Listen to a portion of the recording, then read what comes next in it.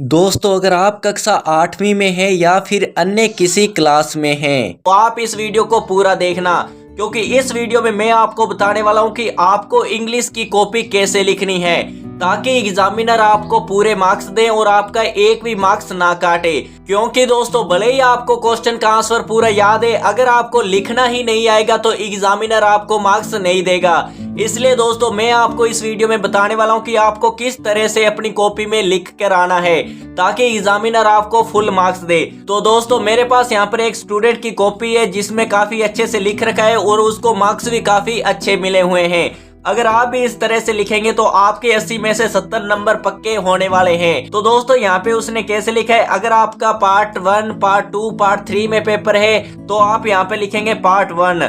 अगर आपका section A, section B, section C में आया तो आप सबसे पहले लिखेंगे सेक्शन ए।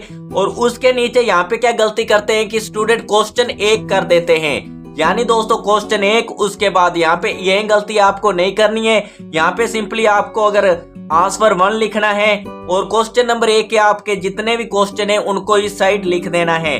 जैसे यहाँ पे इसने क्या किया है कि यहाँ पे लिखा है आंसर 1 और यहाँ पे लिखा है answer A, answer B, answer C. Simply इस तरह से आपको अपनी कॉपी में लिखना है और बीच में लाइन छोड़ देनी है। और नया क्वेश्चन होगा उसको नेक्स्ट लाइन में नहीं, शुरू से नेक्स्ट पेज में शुरुआत करनी है।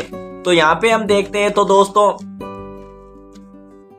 यहाँ पे सेक्शन बी। तो दोस्तों पैराग्राफ को कभी भी आप शुरुआत करेंगे तो आपको वो नए पेज से ही शुरुआत करना है। आपको कभी भी नहीं करना है कि आपका अगर आधा पेज बचा हुआ है तो आप आधे में ही उसको शुरू कर देंगे। आप उसको नए पेज से ही शुरू करें। तो यहाँ पे अगर हम बात करते हैं आंसर 2 यानी लेटर को भी आप हमेशा नए पेज से ही शुरू करेंगे, चाहे आपके पास पेज कितना भी बचा हो। आपको नहीं करना है कि उसके नीचे लिख दें, क्योंकि प्रेजेंटेशन होती है ना वो काफी आपको अच्छा दिखाना है। और दोस्तों इसके साथ मैं आपको कुछ ट्रिक्स भी बताने वाला हूं कि अगर आपको कोई क्वेश्चन एग्जाम में नहीं आ रहा है तो आप उसका आंसर कैसे लिखेंगे। क्योंकि बहुत से स्टूडेंट को क्या होता है कि इंग्लिश पता नहीं क्यों उनको कठिन लगता है।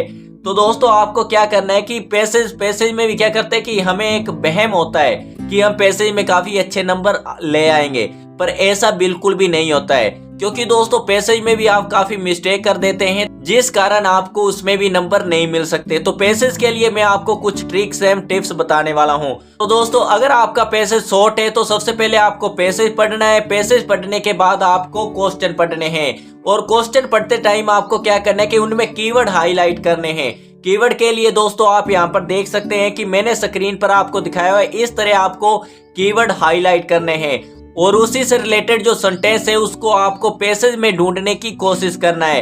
इससे आप आसानी से उनके आंसर लिख सकते हैं। अगर आपका पैसेज बड़ा है तो आपको पैसेज को पूरा नहीं पढ़ना है, आपको सबसे पहले क्वेश्चन पढ़ना है। और क्वेश्चन में जैसे कि मैंने कीवर्ड के बारे में बताया था, इस तरह आपको कीवर्ड को हाईलाइट करना है और जहां जहां आपको ऐसे मैच सेंटेंस एक जैसे दिख रहे हैं उनको आपको अंडरलाइन करना है। सिंपली उससे रिलेटेड आपको लाइन लिखनी है, आपका कोई भी नंबर नहीं काटा जाएगा।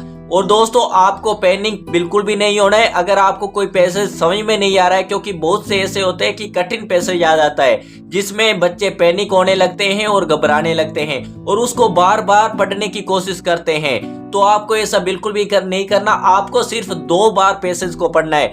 अगर आता है तो ठीक है, यानी आप नेक्स्ट लाइन में पहुंच जाएंगे। और आपको कोई भी क्वेश्चन नहीं छोड़ना।